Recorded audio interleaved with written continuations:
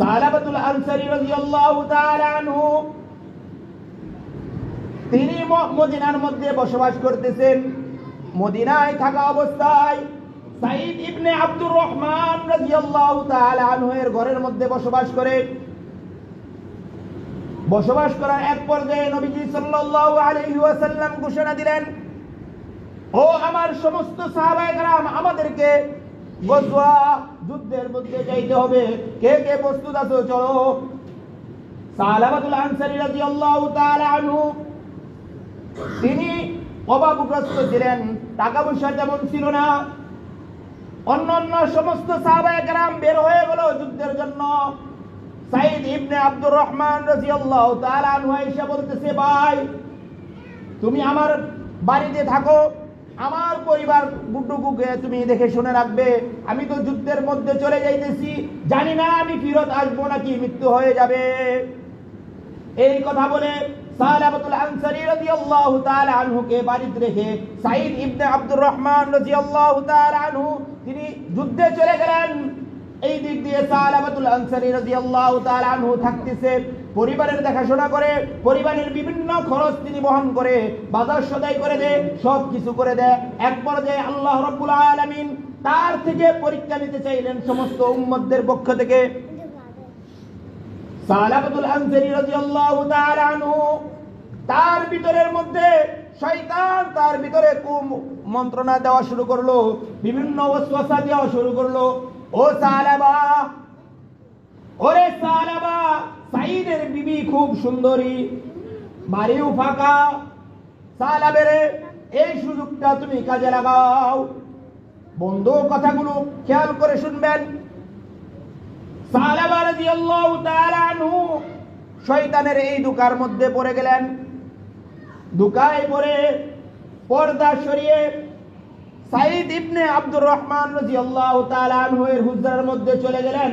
তার হাত ধরেছে, যখনই তার হাত ধরেছে সাঈদ ইবনে আব্দুর রহমান রাদিয়াল্লাহু তাআলা আনহু স্ত্রী বলতেছে, ও সালাবা, আমাকে তো তোমার বন্ধু সাঈদ সে আমাকে তোমার কাছে আমানত হিসেবে রেখে গেছে, তুমি কিভাবে এই আমানতের খেয়ানত করবে?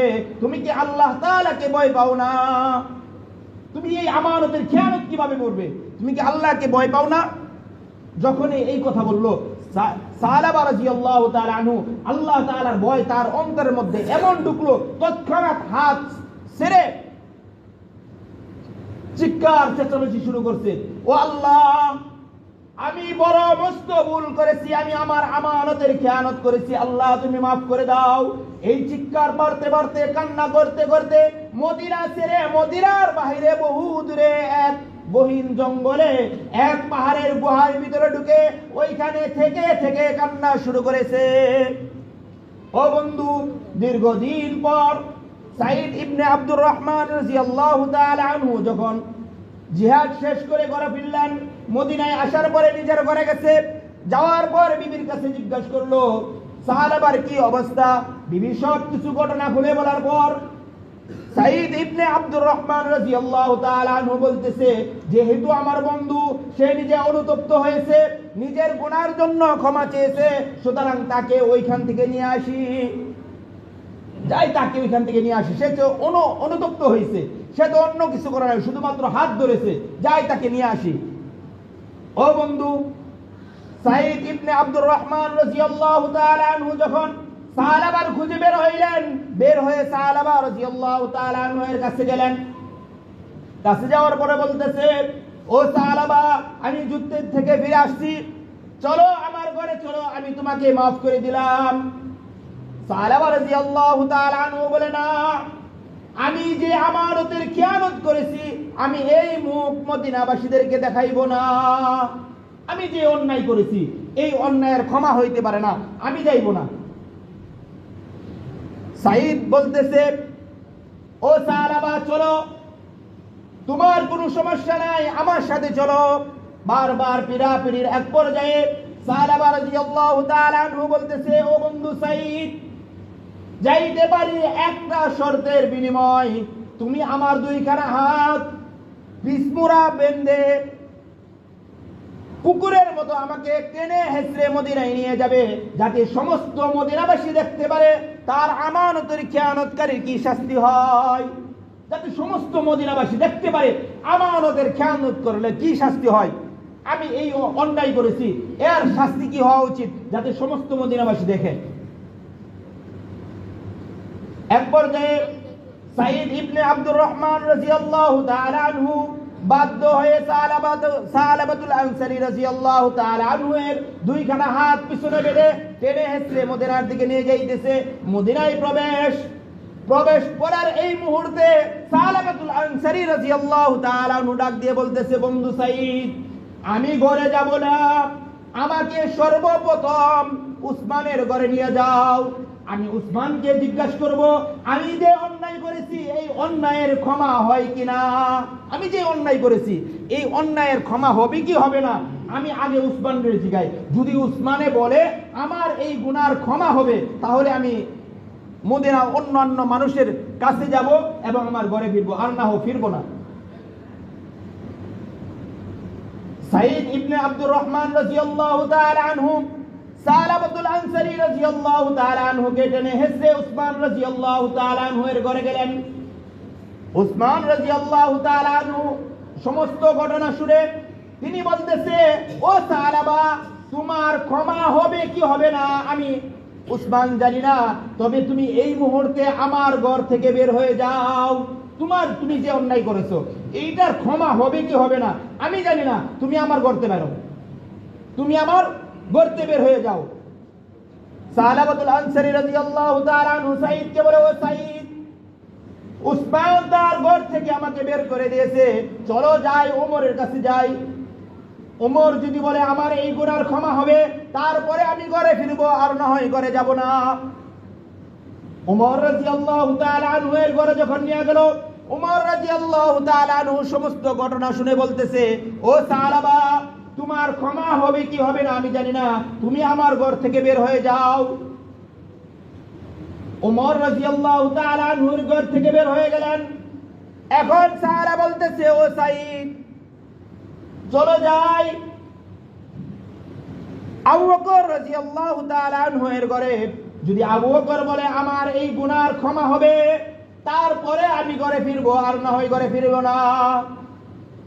আবু বকর সিদ্দিক রাদিয়াল্লাহু তাআলা আনহু এই সমস্ত ঘটনা শুনে বলতেছে, ও সাহাবা, তুমি যে অন্যায় করেছো এই অন্যায়ের ক্ষমা হবে কি হবে না আমি আবু বকর জানি না, তুমি এই মুহূর্তে আমার ঘর থেকে বের হয়ে যাও। এই মুহূর্তে আমার ঘর থেকে বের হও, তুমি আমার ঘরে থেকো না। সালাবাতুল আনসারী রাদিয়াল্লাহু তাআলা আনহু কান্নাকাটি শুরু করলেন, বলতেছে, ও সাইদ, আমি যে অন্যায় করেছি মনে হয় আমার এই অন্যায়ের কোনো ক্ষমা নাই। উসমানের কাছে গেলাম, উসমান আমাকে তাড়িয়ে দিল। উমরের কাছে গেলাম, উমরেও আমাকে ঘর থেকে তাড়িয়ে দিল। আবু বকরের কাছে আসলাম, আবু বকরও তার ঘর থেকে আমাকে তাড়িয়ে দিল। ও সাইদ, চলো সর্বশেষ দু জাহানের বাদশা সরকারে দু আলম সাইয়্যিদুনা জনাবে রাসূল করিম সাল্লাল্লাহু আলাইহি ওয়াসাল্লামের দরে। তিনি তো রাহমাতুল লিল আলামিন। সমস্ত মানব জাতি আমাকে, সমস্ত লোক আমাকে তাদের ঘর থেকে বের করে দিতে পারে, তিনি তো রাহমাতুল লিল আলামিন, তিনি আমাকে নৈরাশ করবেন না। তিনি রাহমাতুল লিল আলামিন, তিনি তো আমাকে নৈরাশ করবেন না। চলো মুহাম্মদ রাসূলুল্লাহ সাল্লাল্লাহু আলাইহি ওয়াসাল্লামের দরবারে, তাকে যায় বলি, তিনি যদি আমাকে বলে আমার এই গুনার ক্ষমা হবে, তখনই আমি ঘরে ফিরবো, আর না হোক ঘরে ফিরবো। সালাবাতুল আনসারী রাদিয়াল্লাহু তাআলা আনহু এখন চললেন মদিনায় নবীজি সাল্লাল্লাহু আলাইহি ওয়াসাল্লামের সাক্ষাতে। আল্লাহর হাবিব সাল্লাল্লাহু আলাইহি ওয়াসাল্লামের সামনে গেলেন, গিয়ে পরিপূর্ণ ঘটনা খুলে বললেন, ইয়া রাসূলুল্লাহ, এই হয়েছে, এখন আপনি আমাকে জানিয়ে দেন আমার এই গুনাহ, আমি যেই গুনাহ করেছি, আমার আমানতের খেয়ানত করেছি, এই গুনার আমার কোনো মুক্তি আছে কিনা, এই গুনার ক্ষমা আমার হবে কিনা। রাহমাতুল লিল আলামিন সাল্লাল্লাহু আলাইহি ওয়াসাল্লাম ডাক দিয়ে বলে, ওরে সাহাবা, আমি মুহাম্মদুর রাসূলুল্লাহ সাল্লাল্লাহু আলাইহি ওয়াসাল্লাম জানি না তুমি যেই পরিমাণ গুনাহ করেছো, তোমার অন্য ভাইয়ের আমানতের খেয়ানত করেছো, আমি এর দায়ভার নিতে পারবো না, তবে তুমি এই মুহূর্তে আমার ঘর থেকে বের হয়ে যাও। তুমি আমার ঘর থেকে বের হও। আমি রহমতুল্লিল আলামিনও জানি না তুমি যে অন্যায় করেছো এর ক্ষমা হবে কিনা। সালাবাতুল আনসারী রাদিয়াল্লাহু তাআলা আনহু আব্দুর রহমান সাঈদ ইবনে আব্দুর রহমান রাদিয়াল্লাহু তাআলা আনহুকে ডাক দিয়ে বলতেছে, ওরে সাঈদ ছেড়ে দে, আমার বুঝে এসে গেছে এই জমিনের বুকে আমার আর কোনো ক্ষমা হবে না। সালাবা রাদিয়াল্লাহু তাআলা আনহুর কন্যা আয়েশা বলতেছে, খানসানা রাদিয়াল্লাহু তাআলা আনহা, এই খানসানা আয়েশা বলতেছে, ও বাবা, আজকে থেকে কসম খাইলাম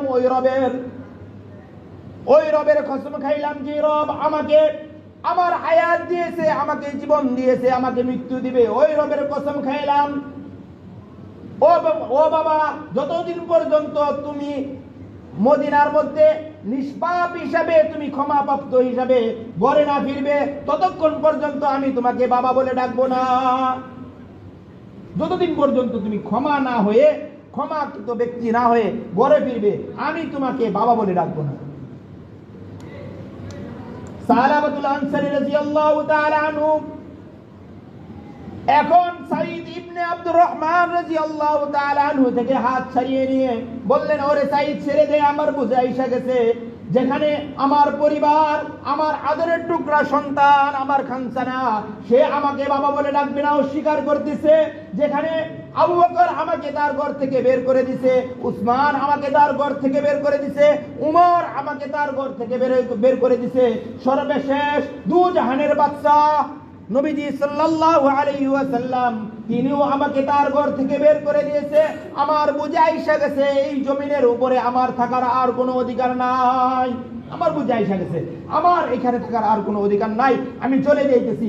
হাত ছাড়িয়ে সালাবাতুল আনসারী দৌড় শুরু করলেন। দৌড়াইতে দৌড়াইতে দৌড়াইতে দৌড়াইতে মদিনার সীমা পার হয়ে বহু দূরে চলে গেছে, কেউ জানে না সে কোথায় গেছে। গিয়ে এক গহীন অরণ্যে এক পাহাড়ের গুহার ভিতরে পড়ে সালাবাতুল আনসারী রাদিয়াল্লাহু তাআলা আনহু কান্নাকাটি করে, ও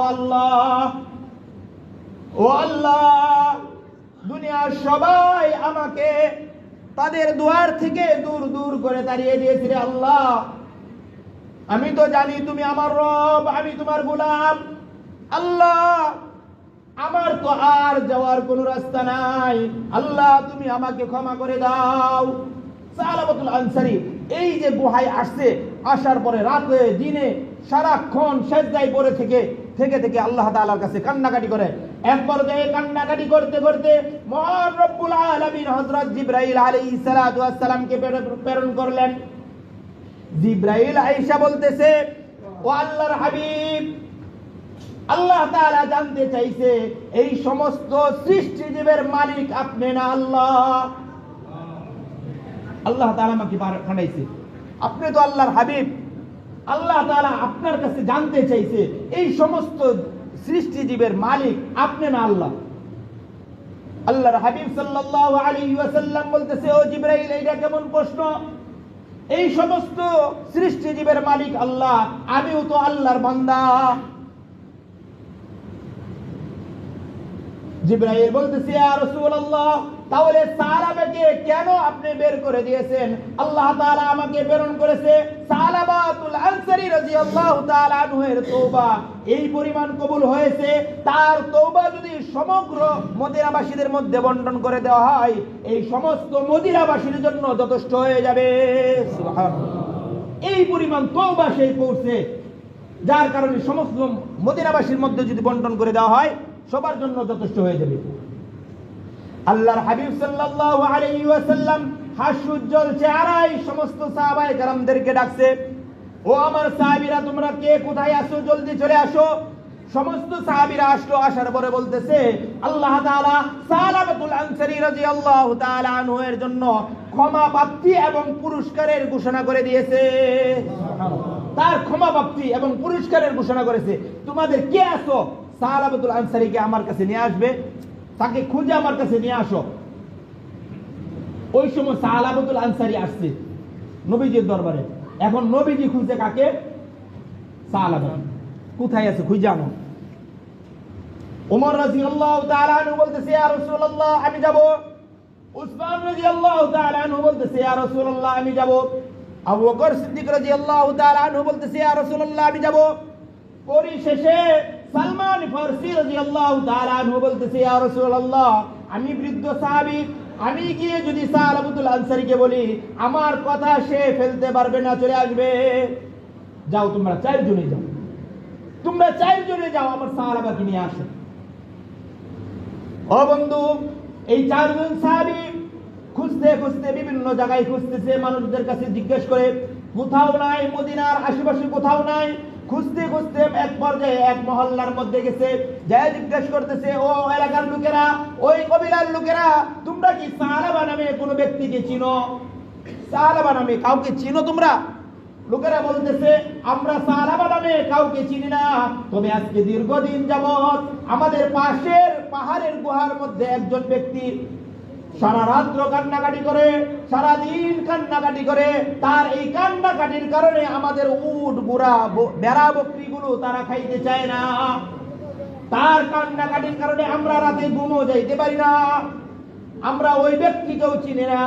আবু বকর সিদ্দিক রাদিয়াল্লাহু তাআলা আনহু ডাক দিয়ে বলতেছে ও ওমর, আমাদের বুঝে আইসা গেছে এই ব্যক্তি আর কেউ না সালাবা, এই ব্যক্তি আর কেউ না, এই সালাবা হবে। চলো সবাই। এখন সবাই মিলে গেছেন, যাইতে যাইতে রাত হয়ে গেছে। গভীর রাত্রে এই 4 জন সাহাবী বাহির থেকে, গুহার বাহিরে থেকে শুনতেছে ভিতর থেকে কান্নার আওয়াজ। ও আল্লাহ, এই জমিনে আমার মতো এত বড় নাফরমান, এত বড় গুনাহগার আর কেউ নাই। আল্লাহ, যতদিন পর্যন্ত তোমার পক্ষ থেকে ক্ষমার ঘোষণা আমার কাছে না আসবে ততদিন পর্যন্ত আমি গুহা থেকে বের হব না। এরকম এত পরিমাণ কান্নাকাটি করতেছে। সিদ্দিক আকবর রাদিয়াল্লাহু তাআলা আনহু ডাক দিয়ে বলে ও সালাবা, গুহা থেকে বের হও, আর কান্নাকাটি করতে হবে না। আল্লাহ তাআলা তোমার গুনাহ ক্ষমা করার ঘোষণা দিয়েছে।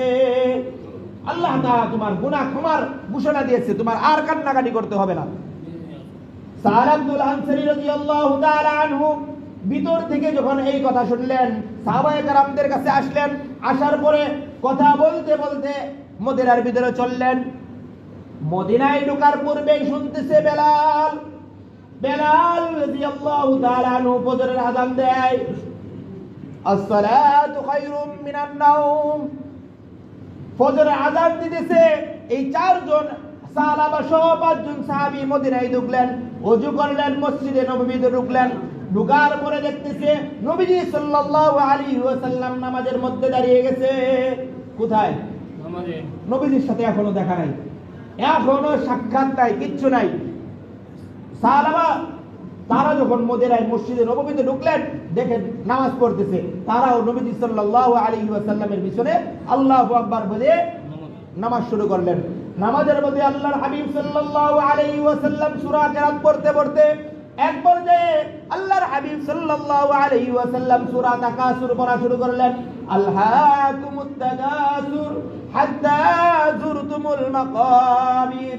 এই আয়াত যখন পড়তেছিলেন, প্রথম আয়াত যখন শুরু করলেন, পিছন থেকে এত জোরে এক চিৎকারের আওয়াজ হলো।